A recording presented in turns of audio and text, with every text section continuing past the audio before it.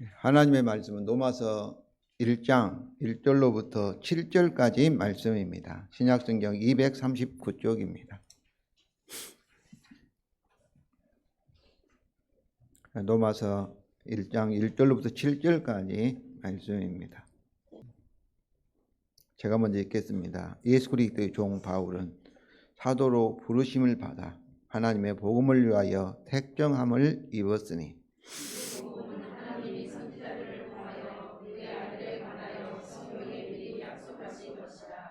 그 아들에 관하여 말하면 육신으로는 다윗의 혈통에서 나셨고 성전의 영으로는 죽은 자들 가운데서 부활하사 능력으로 하나님의 아들로 선포되셨으니 곧 우리 주 예수 그리스도시니라.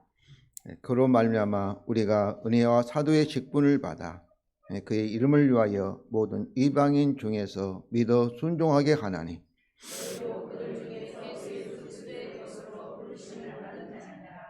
로마에서 다 같이 읽겠습니다. 로마에서 하나님의 사랑하심을 받고 성도로 부르심을 받은 모든 자에게 하나님 우리의 아버지와 주 예수 그리스도로부터 은혜와 평강이 있기를 원하노라. 아멘.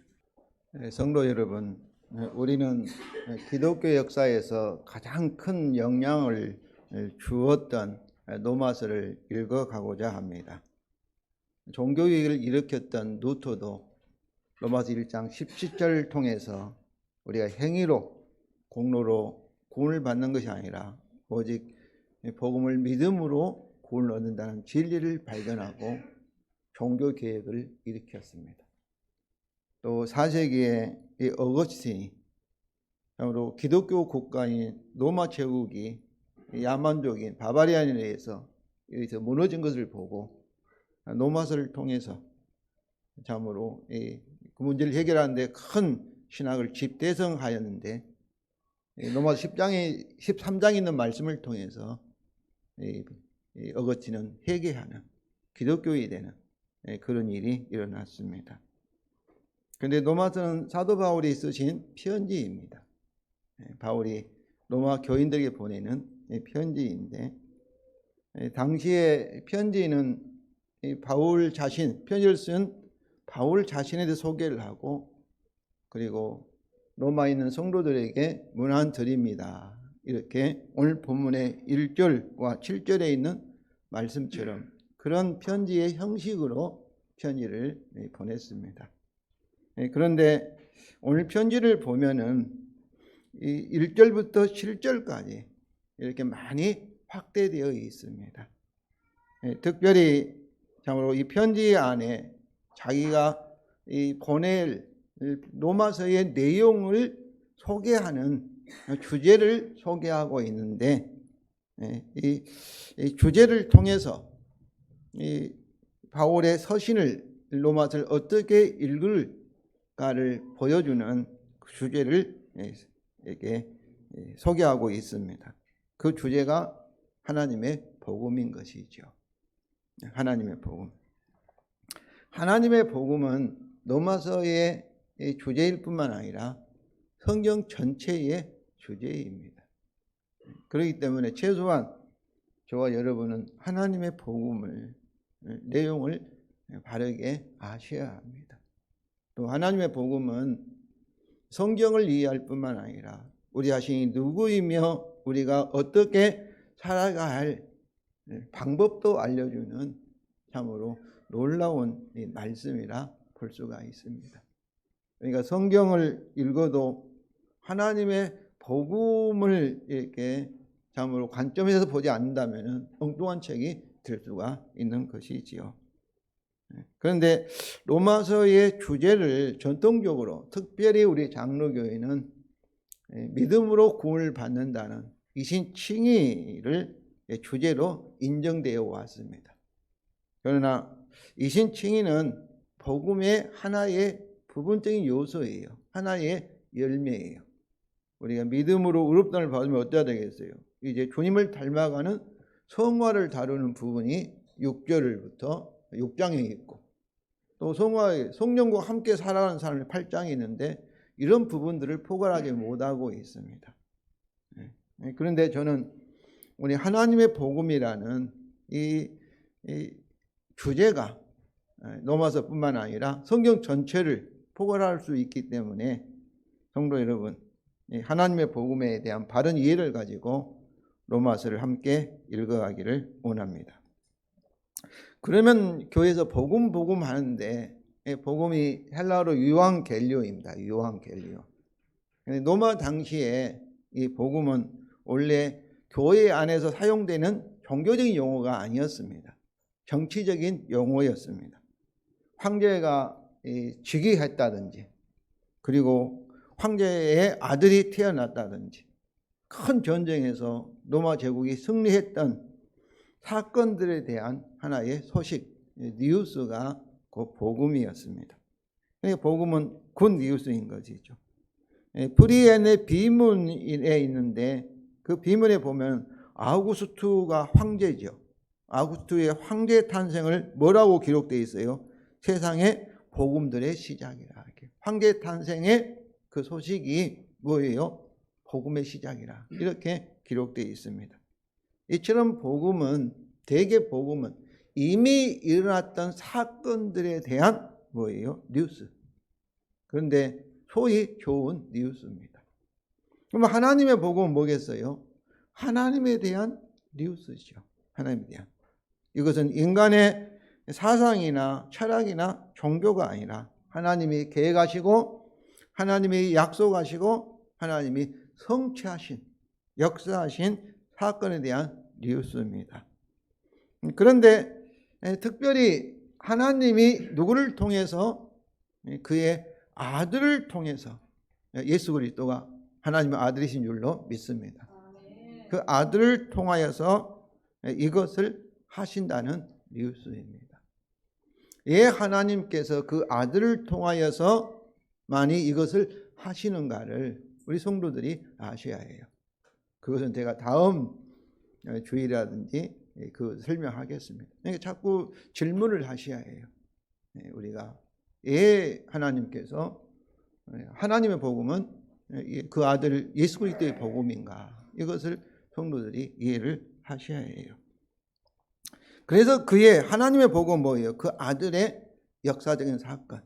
사도신경에서 고백했던 마리아의 몸에 성령으로 태어나신 성탄절 사건, 그리고 십자가의 죽음, 그리고 부활, 그리고 승천, 하나님 보좌 우편에 앉으심, 또 앞으로 심판주로 재림주로 오실 이런 사건들이 있죠.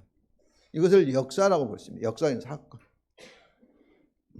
그런데 그 예수 그리스도의 십자가의 사건이 우리에게 나쁜 뉴스인가 좋은 뉴스인가, 이걸 알기 위해서는 어때야 되겠어요?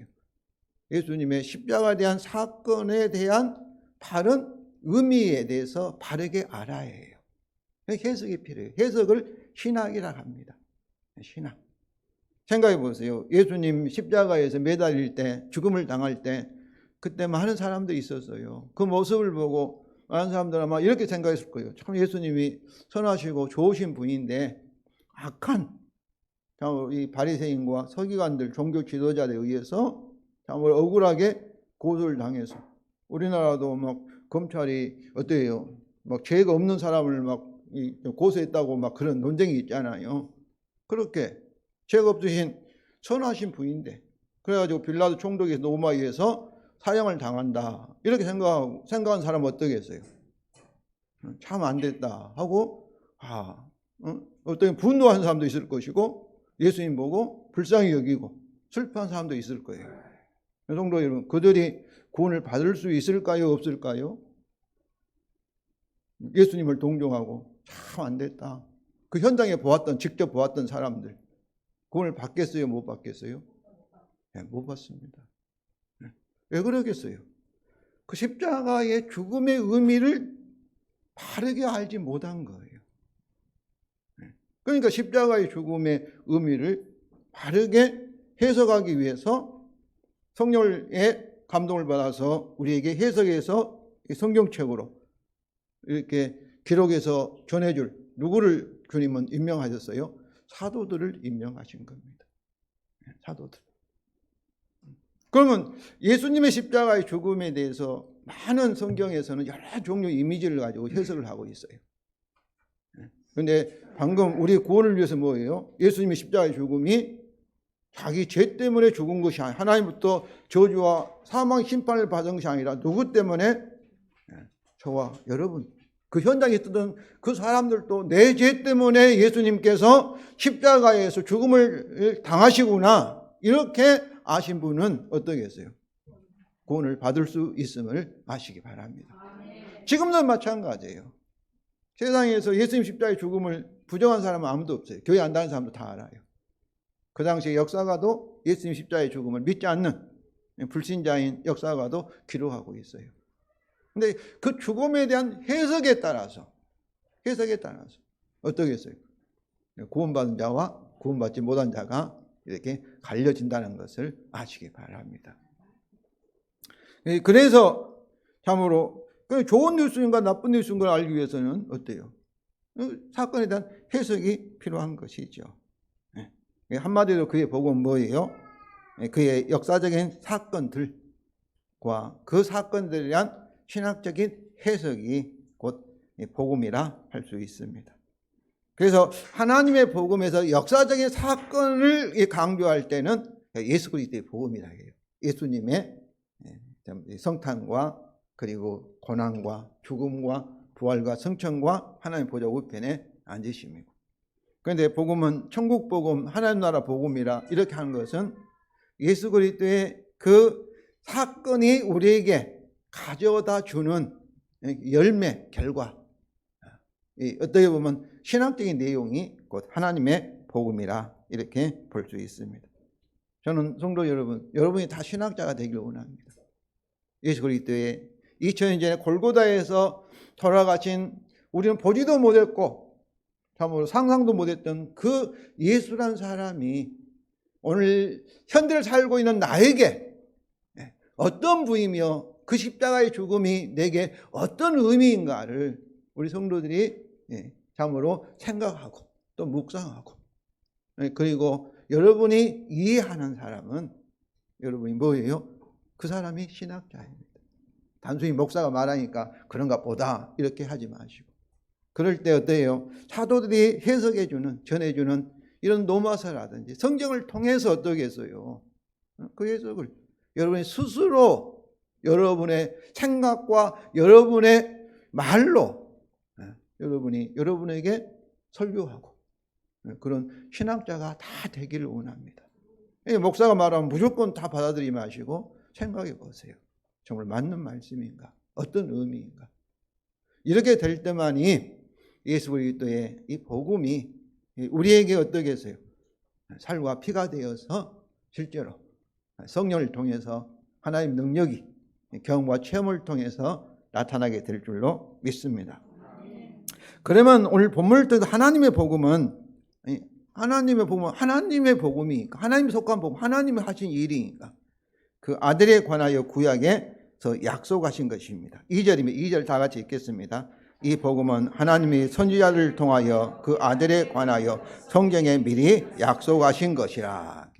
이 복음의 내용은 그 아들에 대한 내용인데, 그것이 어디에 약속되어 있어요? 구약에. 성경은 구약 성경이에요.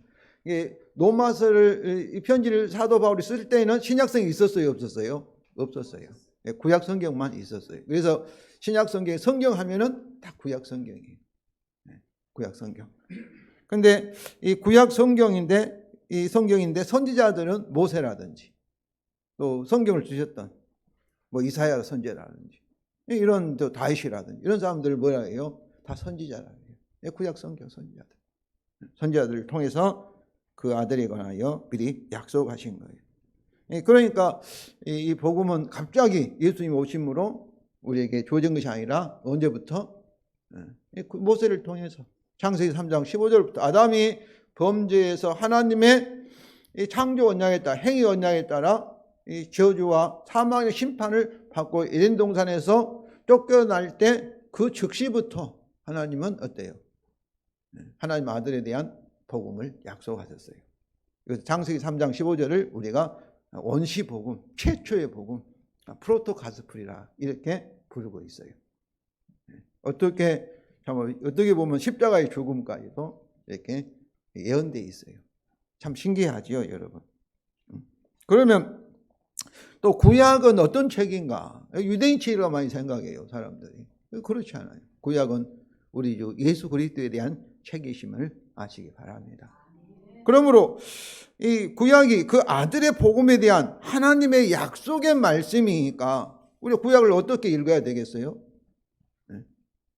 하나님의 아들, 하나님의 복음의 관점에서 구약을 읽어야 돼요. 구약을 읽을 때 하나님의 아들의 복음, 하나님의 복음을 여러분이 발견을 하셔야만 해요.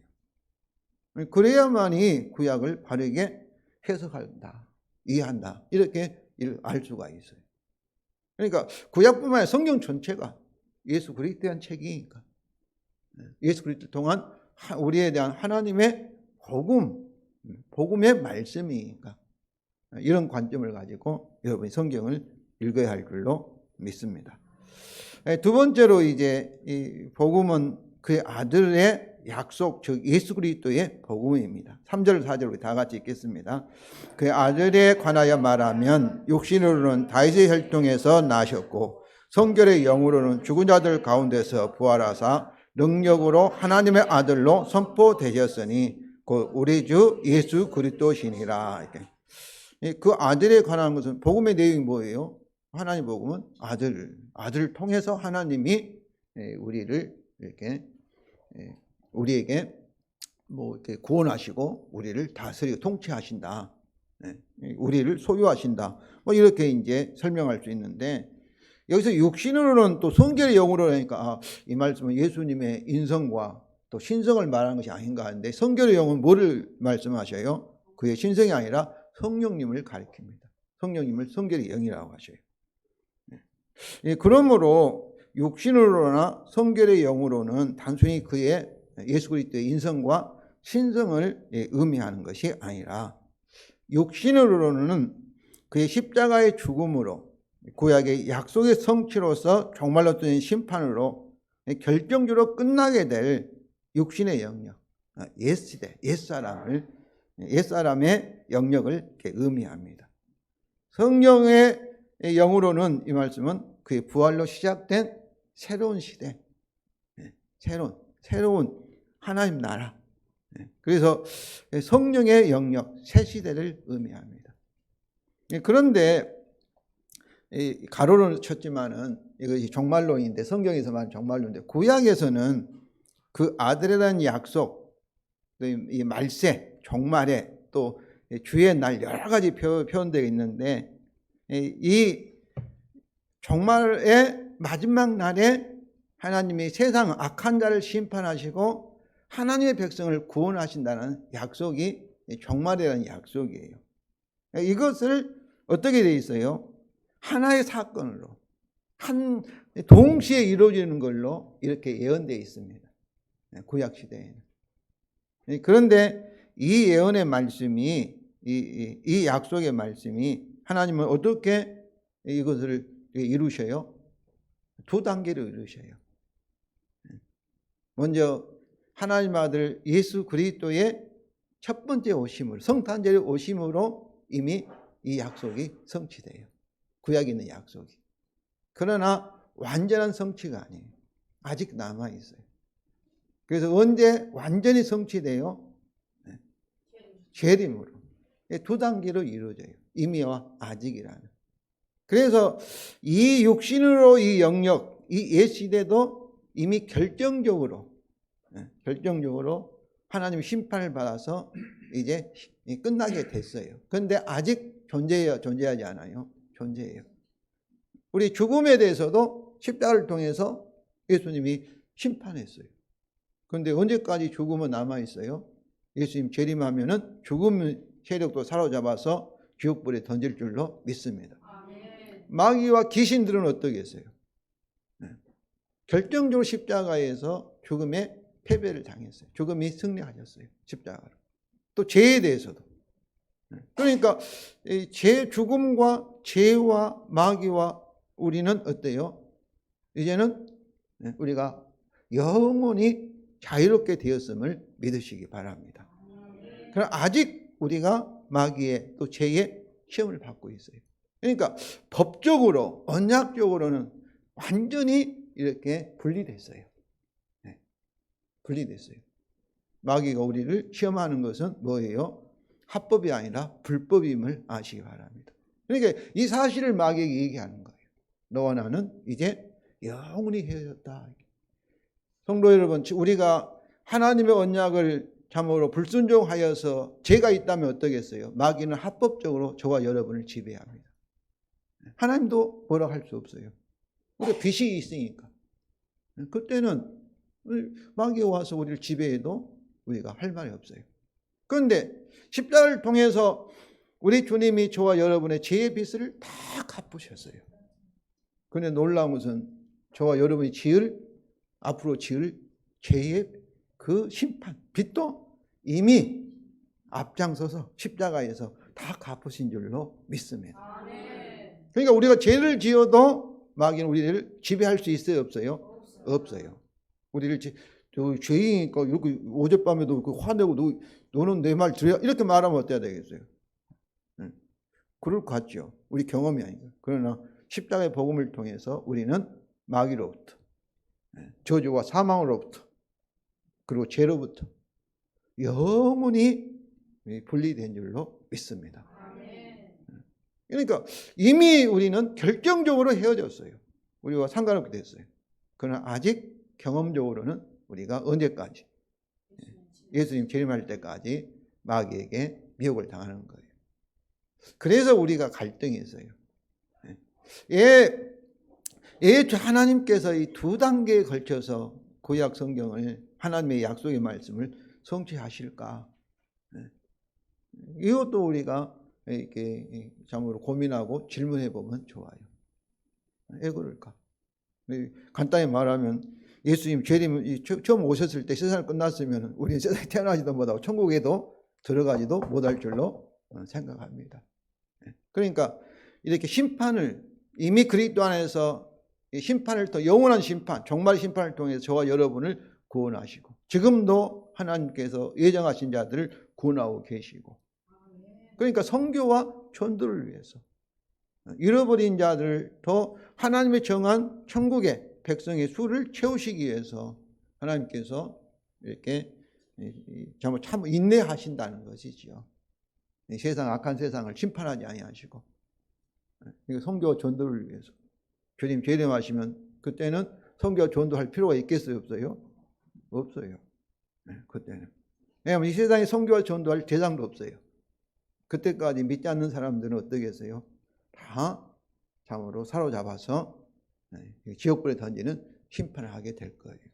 그때는 마귀도 찾아봐도 악한 천사도 찾아볼 수가 없어요. 그때는 이 세상의 지진이나 화산도 있겠어요, 없겠어요? 없어요. 그러니까 하나님이 창조하신 온 상태보다 더 영원한 완전한 그런 하나님의 그것이 평강이라는 뜻, 샬롬이라는 뜻이에요.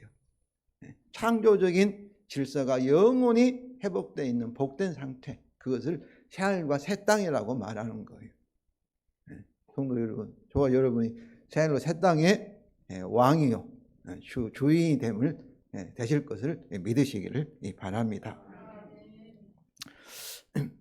그러므로 이 종말론에 대해서 이렇게 여러분이 아셔야 돼요. 구약성을 읽을 때도 이것은 이거 그러잖아요. 이사야에서 보면은 뭐 사막에서 꽃이 피고 뭐 이렇게 독사와 손을 잡아도 어린 양과 손잡고 놀고 뭐 그런 예언의 말씀 있잖아요. 그 말씀은 아직 성취된 것은 아니에요. 그러나 주님 재림하실 때는 모든 세상에 있는 모든 사자라든지 독사라든지 다 저와 여러분의 말에 복종하게 될 것을 여러분이 아시기를 바랍니다. 자, 그러면 오늘 3절 4절 이 하나님의 복음, 예수 그리스도의 복음을 더 자세히 살펴보면 첫째로 그 아들 예수 그리스도지요. 육신으로는 다윗의 혈통에서 나셨고입니다. 저는 로마서 1장에 예수 이 그리스도의 종인데 예수라는 이 단어 속에는 뭐가 있어요? 뭐가 전대? 십자가에서 죽음을 당하신 예수라는 의미가 들어 있습니다. 예수라는 의미. 사도행전 18장 5절에 예수가 그리스도라 이렇게 전하면은 유대인들이 막 화를 낸 이유가 뭐예요? 십자가에서 이 나무에 달려 저주받은 자가 하나님께서 다윗의 후손으로 약속하신 이 그리스도일 수 없다는 것이 유대인의 생각이에요. 왜냐하면 율법에 나무에 달려 죽은 자는 뭐예요? 저주받은 자라 했으니까. 하나님의 저주를 받은 이 예수라는 자가 어떻게 다윗의 언약의 다윗의 왕의 후손일 수 있느냐? 우리의 왕일 수 있느냐? 이거 상상할 수 없다는 것이죠. 그래서 그들은 참으로 예수가 그리스도라 말한 것은 십자가에 달린 예수가 그리스도라 하기 때문에 유대인들이 화를 내면서 핍박을 하고 있는 거예요. 핍박하였던 거예요. 그렇기 때문에 여기서 예수는 뭐예요? 죽음을 당한 하나님 아들이 육신으로는 어떤 분이에요? 다윗의 혈통에서 나셨다는 것은 구약에서 예언하고 있는 약속하신 다윗을 통해서 언약을 약속하신 그리스도. 그리스도라는 것은 하나님의 보내신 자, 하나님의 종이라는 뜻이에요. 하나님의 사명을 가지고 그 사명을 감당하도록 하나님의 영이 성령을 받아서 기름 부음을 받은 하나님의 종, 그런 의미가 그리스도라는 뜻이에요. 그리스도. 둘째로 그 아들은 이 4절이죠. 성결의 영으로는 죽은 자들 가운데서 부활하사 능력으로 하나님 아들로 선포되셨으니. 우리말은 부활하사 이렇게 번역되어 있는데 원래는 부활로부터예요. 부활로부터. 그 다음에 우리 사도행전 고백한 것처럼 뭐예요? 좀 죽은 자 가운데 부활하시고 그 다음에 승천하시고 하나님 보좌 우편에 앉으시고, 이런 이 말씀도 역사적인 사건들도 다 포함되었다고 우리가 봐야 할 것입니다. 그런데 이런 그의 역사적인 사건들, 하나님은 그를 뭐래요? 능력으로, 원래는 능력 안에서 하나님 아들로 선포되셨다, 이렇게 말씀하고 있어요. 선포되었다는 소동태이기 때문에 부정과거 소동태 분사인데 어떤 거예요? 누구에 의해서 선포하셨다는 거예요? 하나님에 의해 선포되었다는 거예요. 선포되었다, 임명되셨다, 그런 뜻이에요. 그래서 이 능력으로, 이 말씀은 능력에 전능하신 하나님의 아들로 임명되셨다. 이거 다른 말로 말하면 하나님 보좌 우편에 앉으셨다, 그런 의미예요. 하나님 보좌 우편에 앉으셨다는 뭐예요? 하나님이 되셨다, 그런 의미예요. 하나님을 대신하는 하나님이. 그것이 하나님의 형상으로 창조함을 받은, 하나님 아들들로 창조함을 받은 아담의 위치가 뭐예요? 하나님이 창조하신 온 세계를 하나님을 대신해서 왕으로 주로서 다스리고 통치하는, 관리하는, 바로 죄를 잃어버렸던 우리 인간에 주어졌던 하나님의 이 복을, 주권을 회복하셨다, 그런 의미입니다. 셋째로는 곧 우리 주 예수 그리스도시니라. 예수는 사람 이름이지 않습니까? 마리아에 태어난 아들. 예수는 뭐예요? 십자가에서 돌아가신 예수. 또 그리스도는 참으로 다윗의 언약으로 후손으로 오신 메시아가 누구란 거예요? 저 여러분의 뭐가 되었다? 주이시다, 이런 말씀이에요. 그러니까 능력으로 하나님의 아들이 되셨다, 임명되셨다, 이 말씀이나 예수님이 저와 여러분의 주가 되셨다. 주라는 말은 주인이란데, 창조주 하나님이 모든 만물에 창조하셨기 때문에 모든 만물의 주인이심을 믿으시기 바랍니다. 예수 그리스도는 어때요? 예수 하나님으로부터 참으로 십자가의 죽음을 통해서 창조 언약, 행위 언약, 율법 언약을 다 완성하셨기 때문에 그 약속에 따라 하나님으로부터 하늘과 땅의 모든 권세를 다 소유하시는, 하나님 대신해서 통치하시는 주가 되심을 여러분이 아시기를 바랍니다. 그래서 우리가 사도신경에도 우리 주 예수 그리스도를 믿습니다 했잖아요. 그러면서 마리아에게 태어나시고 한 것은 어떻게 예수 그리스도가 우리 주가 되셨는가를 우리가 고백하고 있는 거예요. 십자가에 죽으시고 특별히 부활과 승천과 하나님 보좌 우편에 앉으심을 통해서 저와 여러분의 주가 되셨다. 저는 이 주가 되셨다는 이 말씀을 저는 좋아합니다. 방금 우리 성가대가 불렀던 찬송의 내용을 보면은 우리 인간의 글이라는 것은 한계가 있어요. 그런데 그 찬송을 들으면서 정확하지 않다, 그런 생각을 해봅니다. 우리 오늘 이 말씀을 살펴보면은 우리 주님이 꼭 등 뒤에서만 우리를 도우십니까? 성도 여러분, 예수님 우리가 주가 됐으면 우리는 누구 것이에요? 주님의 것으로. 주님과 우리는 영원히 분리할 수 없고 헤어질 수 없는 영원히 한 몸이 되었음을 믿으시기 바랍니다. 그런데 등 뒤에서 이미지는 좋죠. 우리가 힘들고 막 할 때 뒤에서 싹 밀어주는 그렇게 하잖아요. 또 내가 넘어질 때 그때는 어때요? 그때 주님 보고 계시다가 딱 도우시는 분으로 그렇게 우리가 찬송때 저는 충분히 이해해요. 그 인간의 한계예요. 주님과 우리의 신비한 관계를 이 글로 다 설명할 수 없어요. 기록할 수 없어요. 그래서 이해는 하지만은 그러나 내가 넘어질 때도 주님과 함께 넘어지고 계심을 아시기 바랍니다. 주님이 능력이 없어서 힘이 없어서 넘어진 거 아니에요. 우리가 고난을 받을 때 어려움을 당할 때 그때 함께. 그러니까 주님과 우리 주라는 단어는 주님과 우리를 분리할 수 없는 거예요. 그러니까 하나님의 복음이란 이 말씀은 현재를 살고 있는 내가 누구인가를 정확하게 알려주는 거예요. 내 지금 현재 형편이 어떤 형편인가 그것을 정확하게 계시하고 있어요. 깨닫게 하고 있어요. 내가 누구이며 무엇을 위해서 내가 살아야 하며 어떻게 살아야 할 것인가를 정확하게 가르쳐주고 있어요. 그래요, 그 아니에요, 성도 여러분? 정말 그렇습니다. 그래서 이 성경에서 그의 부활 사건에 대한 해석입니다. 로마 10장 9절 우리 다 같이 읽겠습니다. 네가 만일 내 입으로 예수를 주로 시인하며 또 하나님께 그를 죽은 자 가운데 살리신 것을 내 마음에 믿으면 구원을 얻으리라. 여기서 그를 죽은 자 가운데 살리신 건 뭐예요? 예수님의 부활이잖아요. 그의 부활을 해석하면 뭐예요? 예수가 나의 주로 주님이다. 그의 부활의 의미, 성천 하늘 보좌 우편이 뭐예요? 예수님이 만물의 주인이 되셨다. 저와 여러분의 주인이 되셨다. 왕이 선한 목자라는 것은 뭐예요? 왕이란 뜻이에요. 왕. 책임자. 그런데 선한 것은 나를 위해 십자가에 죽었다는 의미를 지금 나타내는 의미가 선한 거예요. 선한이라는 그런 형용사예요. 자, 또한 그의 죽음과 부활 사건에 대한 어떤 목적론, 결과론적 해석입니다. 로마서 14장 7절 9절입니다. 우리 다 같이 읽겠습니다. 우리 중에 누구든지 위하여 사는 자가 없고 자기를 위하여 죽는 자도 없도다. 우리가 살아도 주를 위하여 살고 죽어도 주를 위하여 죽나니 그러나 사나 적으나 우리가 주의 것이로다. 왜냐하면 이를 위하여 그리스도께서 죽었다가 다시 살아나셨으니 곧 죽은 자와 산 자의 주가 되려 하심이라. 여기서 왜냐하면 있어요. 우리가 살아 죽으나 우리가 누구의 것이에요? 주님의 것이에요. 그런데 이를 위하여 뭐예요? 우리가 주의 것이 되기 위하여 그리스도께서 어땠어요? 죽었다가 다시 부활하셨다는 거예요. 다시 말해. 이건 뭐예요? 죽은 자의 산 자의 주가 되려고 주님이 죽으셨다가 부활하셨다. 그러니까 예수 그리스도가 저와 여러분의 주인이 되시고 주가 되시고 우리는 그의 것 소유가 종이 되기 위해서 어때요? 주님 십자가의 죽으심과 부활 사건을 일어났다는 거예요.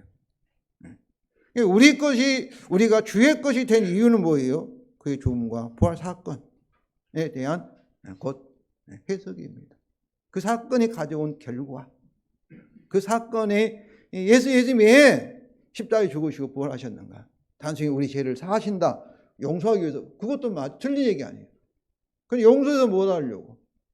우리를 자기 것 삼으려고. 이것을 구속, 속량이라는 단어를 씁니다. 물건 사면 그 물건이 돈을 주면 어때요? 내 소유가 되잖아요. 노예가 잡혀 있는데 그 포로 잡혀 있는데 돈을 주면은 어때요?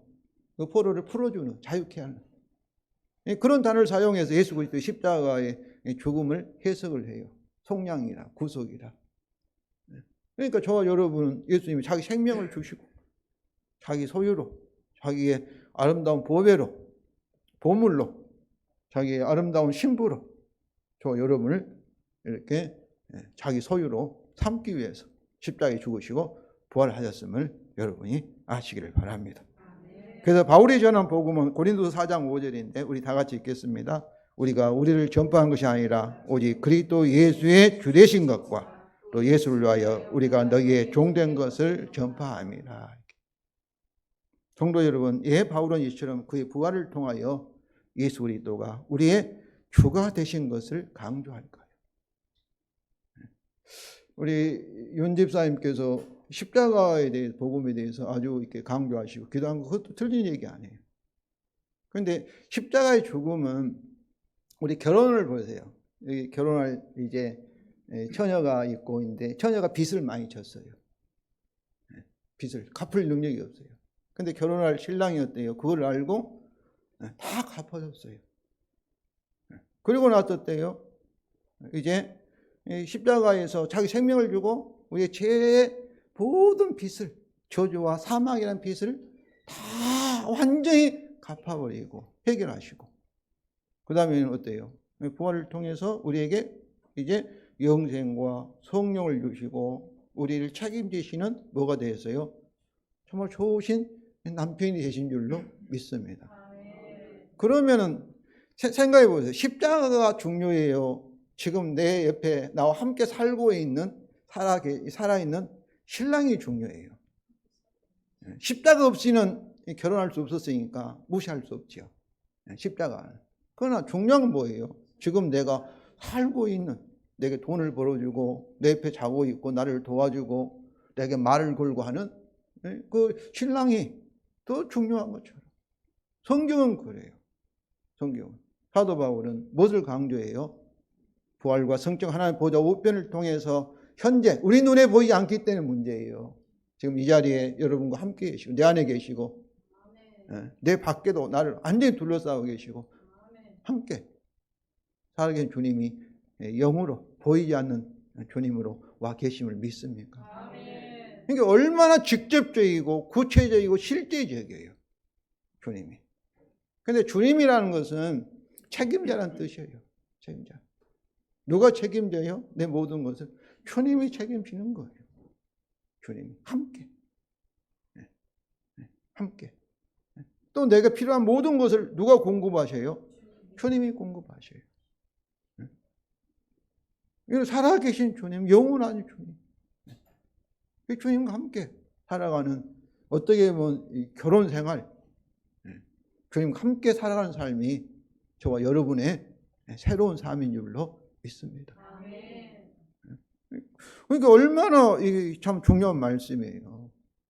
정말로 이 예수 그리스도가 날려 십자가에서 내 죄의 모든 빚을 다 갚으시고 해결하시고 이제 참 죽은 자 가운데서 부활하심으로 새로운 시대, 하나님 나라에서 우리의 구원을, 우리의 삶을 책임지시고 하늘과 땅의 왕이 되신 그분이 우리를 인도하고 계신다면은, 보호하시고 이끌고 계신다면은, 이거 정말 얼마나 놀라운 거겠어요.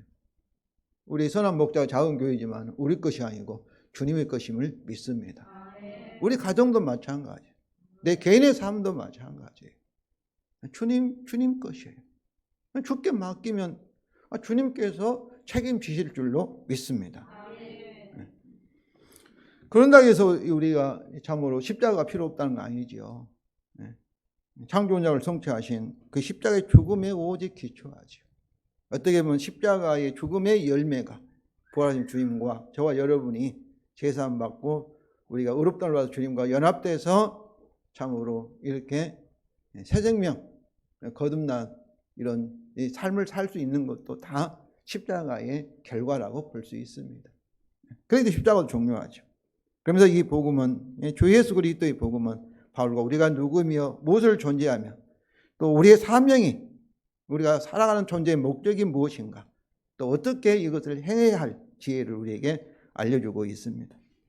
세 번째로 바울과 로마의 성도 우리에게 이 복음의 적용입니다. 이처럼 하나님의 복음, 예수 그리스도의 복음, 예수 그리스도가 그의 십자가의 죽음과 부활을 통해서 우리의 주가 되셨다, 주인이 되셨다. 이 복음의 이해는 뭐예요? 우리가 누구인지, 우리가 무엇을 해야 하는지를 알려주는 하나의 하나님의 계시입니다. 첫 번째로 바울에게 이 복음의 적용입니다. 1절 5절이죠. 1절에서 이 복음의 적용, 우리 다 같이 읽겠습니다. 예수 그리스도의 종 바울은 사도로 부르심을 받아 하나님의 복음을 위하여 택정함을 입었으니.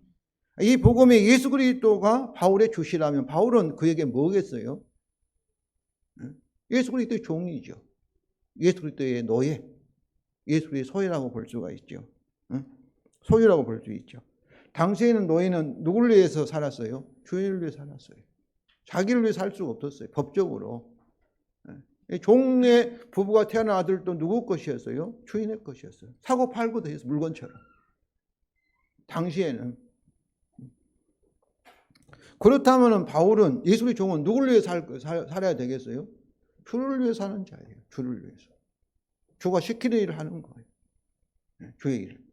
그런데 그는 무엇을 위해서 사도라는 것은 번외를 받, 신분군으로 번외를 받은 자는 뜻이에요. 사도라는 것은. 주님의 번외를 받은 자. 뭘 하라고? 복음을 전하라고. 주의 일을 하라고. 그런데 여기서 보면은 하나님의 부르심과 택정함이랑 같은 의미예요. 하나님 선택을 받았다. 하나님이 부르셨다. 사도로. 무엇을 위해서요? 하나님 복음을 위해서입니다. 왜냐하면 이 죽은 자들 가운데 부활하사 그의 주가 되신 예수 그리스도가 이 복음의 내용이며 복음의 주인이며 또 현재 바울을 통하여서 그것을 성령의 능력으로 지금도 전파하고 계시기 때문입니다. 그래서 우리가 예수 그리스도의 사역을, 예수님이 3년 동안 사역을 지상 사역이고 지금도 하나님 보좌 우편에서 이걸 천상 사역이라고 말합니다. 누구를 통해서? 저와 여러분, 교회, 자기 몸된 교회를 통해서 또 선교사들을 통해서 저와 여러분을 통해서 성령의 능력으로 주님이 복음을 전파하고 계심을, 전하고 계심을 여러분이 아시기를 바랍니다.